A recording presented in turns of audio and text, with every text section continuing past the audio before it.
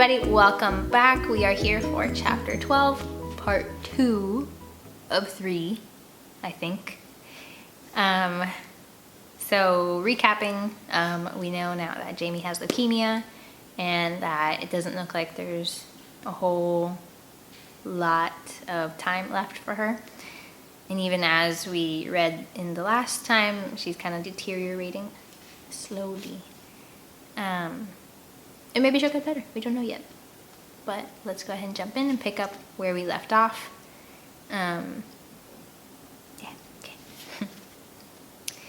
Reading the Bible gave us something to focus on. And all of a sudden, everything started to get better between us. Maybe because I wasn't as worried about doing something to offend her. What could be more right than reading the Bible? Though I didn't know nearly as much about it as she did, I think she appreciated the gesture. And occasionally when we read, she'd put her hand on my knee and simply listen as my voice filled the room. Other times, I'd be sitting beside her on the couch looking at the Bible and watching Jamie out of the corner of my eye at the same time. And we'd come across a passage or psalm, maybe even a proverb, and ask her what she thought about it. She always had an answer, and I'd nod, thinking about it. Sometimes she'd ask me what I thought, and I did my best too, though there were moments when I was totally bluffing, and I was sure that she could tell. Is that really what it means to you? She'd ask, and I'd rub my chin and think about it before trying again. Sometimes, though, it was her fault when I couldn't concentrate, what with that hand on my knee and all. One Friday night, I brought her over for dinner at my house. My mom joined us for the main course, then left the table and sat in the den so that we could be alone. It was nice there, sitting with Jamie, and I knew she felt the same way. She hadn't been leaving her house much, and this was a good change for her. Since she told me about her illness, Jamie had stopped wearing her hair in a bun, and it was still as stunning as it had been the first time I'd seen her wear it down. She was looking at the china cabinet. My mom had one of those cabinets with the lights inside. When I reached across the table and I took her hand. "Thank you for coming over tonight," I said. She turned her attention back to me. "Thanks for inviting me." I paused. "How's your father holding up?" Jamie sighed. "Not too well. I worry about him a lot." "He loves you dearly, you know." "I know." "So do I," I said. And when I did, she looked away. Hearing me say this seemed to frighten her again. "Will you keep coming over to my house?" she asked. "Even after, when..." I squeezed her hand. Not hard, but enough to let her know that I meant what I said. "As long as you want me to come, I'll be there." "We don't have to read the Bible anymore if you don't want to." "Yes," I said softly. "I think we do." She smiled. "You're a good friend, Landon. I don't know what I'd do without you." She squeezed my hand, returning the favor. Sitting across from me, she looked radiant. "I love you, Jamie," I said again, but this time she wasn't frightened. Instead, our eyes met across the table, and I watched as hers began to shine.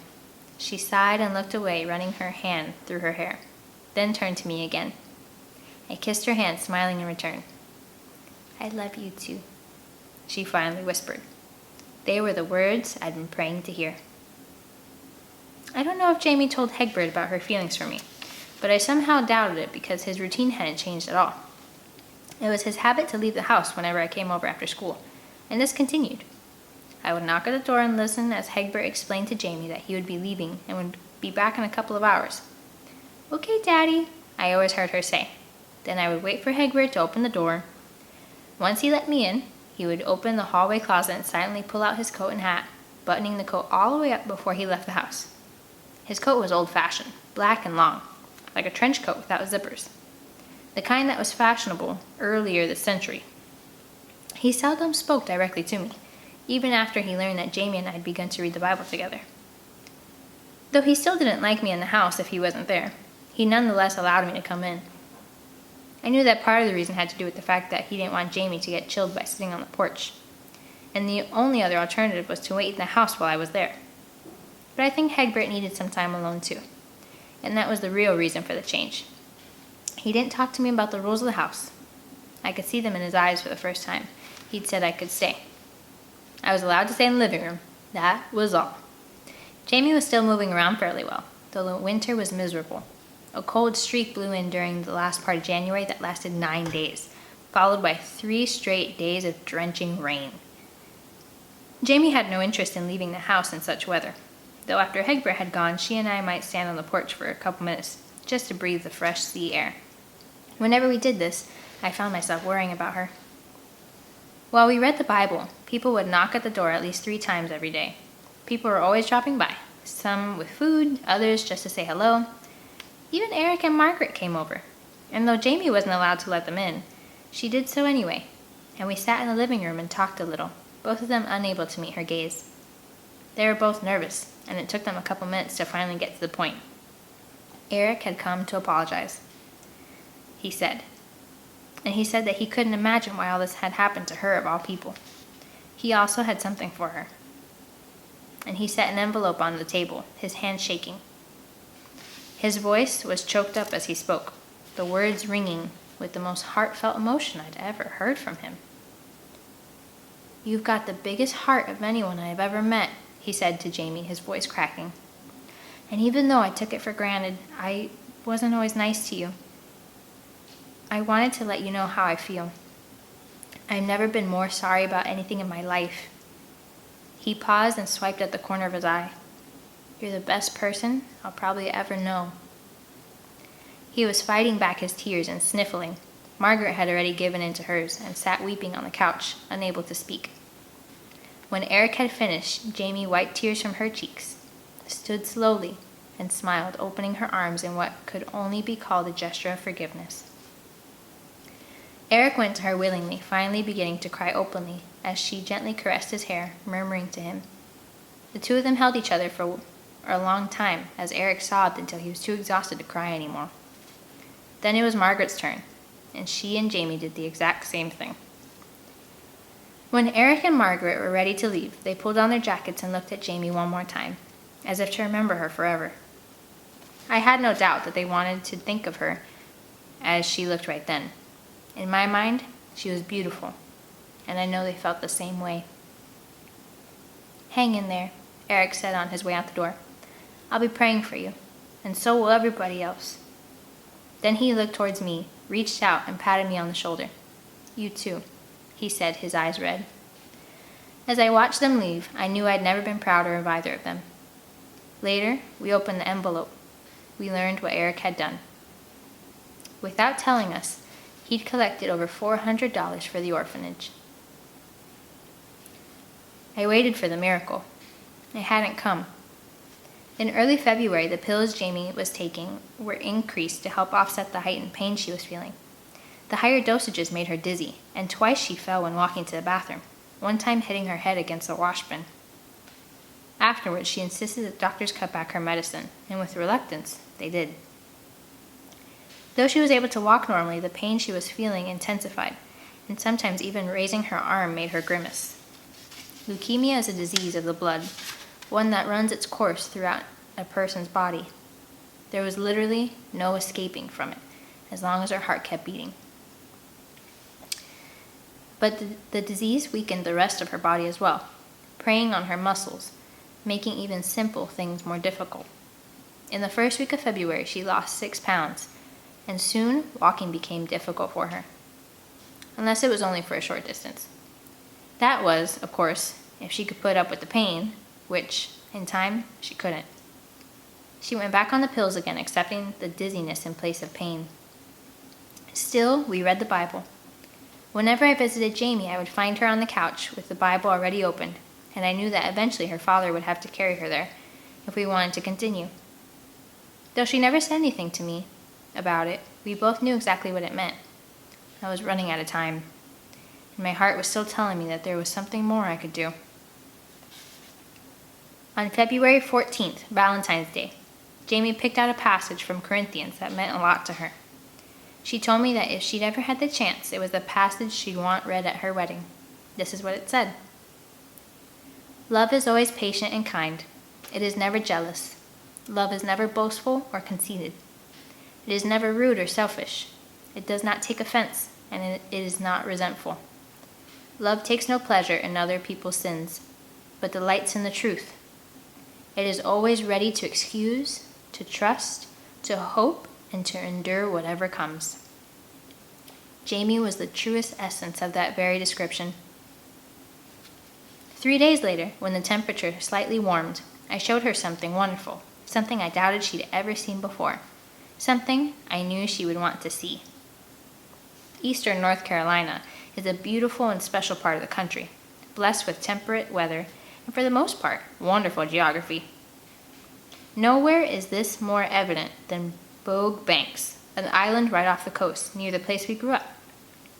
24 miles long and nearly a mile wide, this island is a fluke of nature, running from east to west, hugging the coastline a half-mile offshore. Those who live there can witness spectacular sunrises and sunsets every day of the year, both taking place over the expanse of the mighty Atlantic Ocean. Jamie was bundled up heavily, standing beside me on the edge of the iron steamer pier, as this perfect southern evening descended. I pointed off into the distance and told her to wait. I could see our breaths, 2 of hers to every 1 of mine. I had to support Jamie as we stood there. She seemed lighter than the leaves of a tree that had fallen in autumn, but I knew that it would be worth it. In time, the glowing cratered moon began its seeming rise from the sea, casting a prism of light across the slowly darkening water, splitting itself into 1,000 different parts, each more beautiful than the last. At exactly the same moment, the sun was meeting the horizon in the opposite direction, turning the sky red and orange and yellow, as if heaven above had suddenly opened its gates and let all its beauty escape its holy confines. The ocean turned gold and silver as the shifting colors reflected off of it. Waters rippling and sparkling with the changing light, the vision glorious, almost like the beginning of time. The sun continued to lower itself, casting its glow as far as the eye could see, before finally, slowly, vanishing beneath the waves. The moon continued its slow drift upward, shimmering as it turned 1,000 different shades of yellow, each paler than the last, before finally becoming the color of the stars. Jamie watched all this in silence, my arm tight around her, her breath shallow and weak. As the sky was finally turning to black, and the first twinkling lights began to appear in the distant southern sky, I took her in my arms. I gently kissed both her cheeks and then finally her lips. "That," I said, "is exactly how I feel about you." A week later, Jamie's trips to the hospital became more regular, although she insisted that she didn't want to stay there overnight. "I want to die at home," was all she said. Since the doctors couldn't do anything for her, they had no choice but to accept her wishes, at least for the time being. "I've been thinking about the past few months," I said to her. We were sitting in the living room, holding hands as we read the Bible. Her face was growing thinner, her hair beginning to lose its luster. Yet her eyes, those soft blue eyes, were as lovely as ever. I don't think I'd ever seen someone as beautiful. "I've been thinking about them too," she said. "You knew from the first day in Miss Garber's class that I was going to do the play, didn't you? When you looked at me and smiled?" She nodded. "Yes." "And when I asked you to homecoming dance, you made me promise that I wouldn't fall in love with you. But you knew that I was going to, didn't you?" She had a mischievous gleam in her eye. "Yes." "How did you know?" She shrugged without answering, and we sat together for a few moments watching the rain as it blew against the windows. "When I told you that I prayed for you," she finally said to me, "what do you think I was talking about?" The progression of her disease continued, speeding up as March approached. She was taking more medicine for pain, as she felt too sick to her stomach to keep down much food. She was growing weak, and it looked like she'd have to go to the hospital to stay, despite her wishes. It was my mother and father who changed all that. My father had driven home from Washington, hurriedly leaving, though Congress was still in session. Apparently, my mother had called him and told him that if he didn't come home immediately, he might as well stay in Washington forever. When my mother told him what was happening, my father said that Hegbert would never accept his help, that the wounds were too deep, that it was too late to do anything. "This isn't about your family, or even about Reverend Sullivan, or anything that happened in the past," she said to him, refusing to accept his answer. This is about our son who happens to be in love with a little girl who needs our help, and you're going to find a way to help her. I don't know what my father said to Egbert, or what promises he had to make, or how much the whole thing eventually cost. All I know is that Jamie was soon surrounded by expensive equipment, was supplied with all the medicine she needed, and was watched by 2 full-time nurses while a doctor peeked in on her several times a day. Jamie would be able to stay at home. That night, I cried on my father's shoulder for the first time in my life. Okay, so that's where we're going to stop for this part 2 before finishing chapter 12 tomorrow and then chapter 13. Our next book, should I tell you now or should I tell you tomorrow? I think I'll tell you tomorrow. All right, yeah, I'll tell you next time. Keep you in suspense. Yeah, I started getting emotional, so I have to regain my control here. Anyway, I hope you enjoyed reading, and I'll see you next time. Bye. Gosh, I can't speak. She's deteriorating.